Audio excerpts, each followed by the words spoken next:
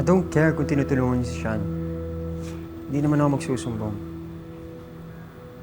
Pero Sean, alam mo ba kung bakit ka binigyan ng second chance ni Miss Chin-Chin? Kasi alam niya na asset si Sean sa Maka A. Kaya lang naman bumaba yung grades ni Sean kasi tumutok siya sa basketball team. Oo, tsaka dinig ko bro, nagkakagulo sila dun. Kasi wala namang bilib kay Anton eh.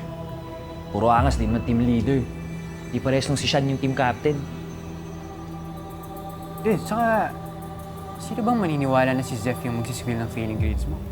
Eh, gusto lang gumawa ng issue ng demonyong clown na yun. Saka, kilala naman natin si Zeph, di ba? Kilala mo. Tsaka bro, kayo talaga yung bagay ni Zeph eh. Masintabi sa iba dyan eh. Whatever floats your boat, guys.